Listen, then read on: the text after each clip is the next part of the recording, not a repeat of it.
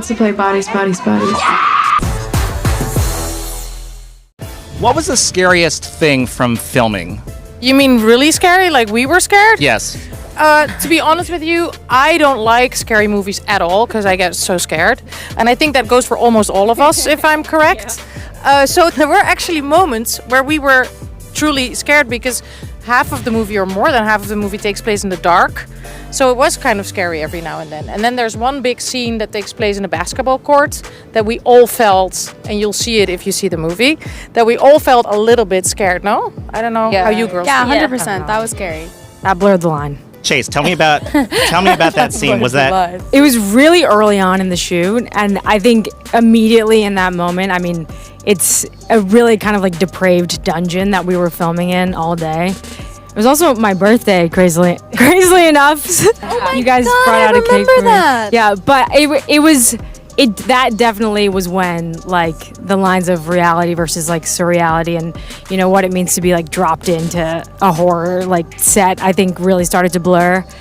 And I mean, we definitely bonded in our fears and traumas. Well, we were like crying and bleeding all day, and then during like the 30-minute lunch, we were like, "Happy birthday!" We did it on camera. Do you remember? Yeah, it was So filmed. we tricked Chase into thinking that we were doing another take. Yeah, and I didn't have. So Chase is like fully, like amped up, like in the zone, breathing deeply. I didn't have my weapon. Spoiler, potentially, but I didn't have. And I was like, I don't have my weapon. And the continuity people, like everyone who's very on top of that thing, were like, doesn't matter. I was like, what is happening? What is happening? Get in there! Body!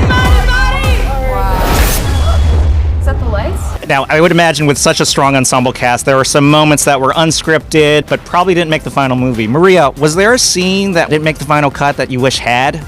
We had a lot of scenes that didn't make final cut. Me and Lipes, we had a very sweet scene because they get connected pretty easily. B and Greg, because they're both outsiders and they're outside of the group from the beginning. And it was very sweet because it's a personal connection. They share some kind of a mutual fear, agony. Outsider. Yeah, but I don't know, it was something with a little frog. So cute. And then there were frogs that just started showing up inside the house. Yeah. Which was strange. Like it was definitely one of those sets that felt alive. Like strange things would be mirrored, like from the story. At one point, we all had to get into the basement because there was an actual tornado warning. Tornado or hurricane? I can't remember. Yeah. Raccoon. Remember that raccoon?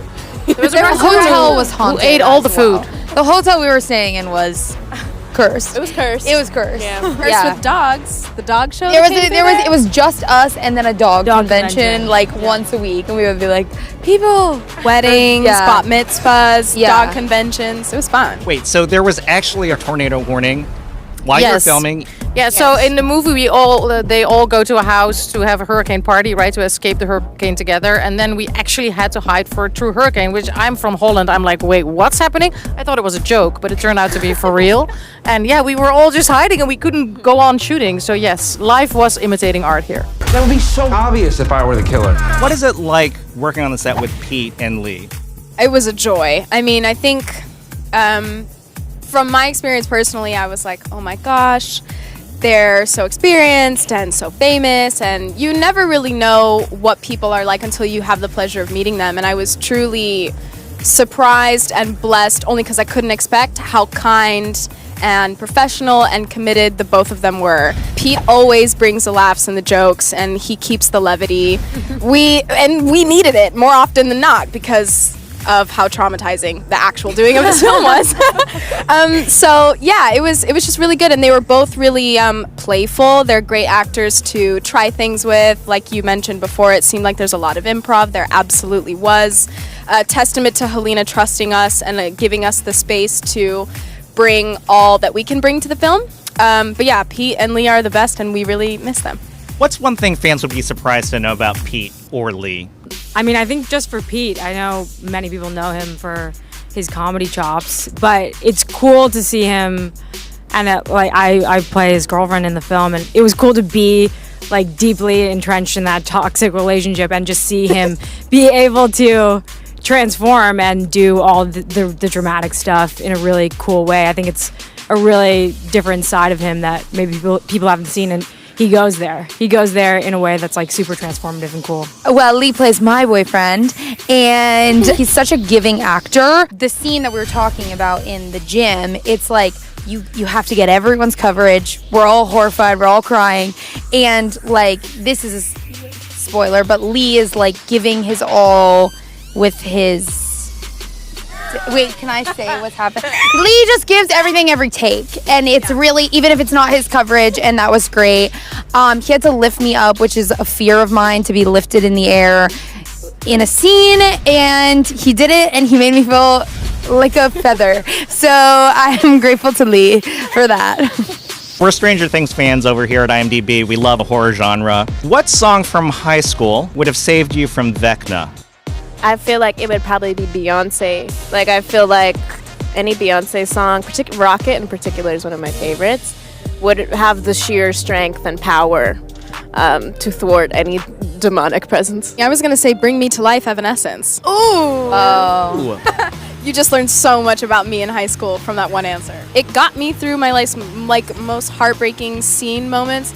I have a very clear picture of me like with a Walkman headset on, like head against the window in the bus on the way home, and everyone's like friends and doing whatever. And I have black eyeliner, and I'm like, "Bring me," you know, and I'm like singing this. Yeah, that. Do you guys remember when we sang that song together? Yes. We had a dance party right before one of our most like intense scenes. We sang maybe 25 songs together. There was some Kelly Clarkson, there was some Evanescence, Hillary early Duff. aughts. I think that night we went through like... We went through a lot. Made a playlist. Metro Station. Yeah. We went through like 10 years. Yeah. And there's no chance we can get a sample of that right now. Wake me up. Wake me up inside. Can't wake up. Save me. Call my name and save me from the... Bring me up. Bring my blood to run. Before I come up, save me. Save me from the nothing I've become. Bring me to life. I've been living a lie. Yes. Wow. There's nothing inside.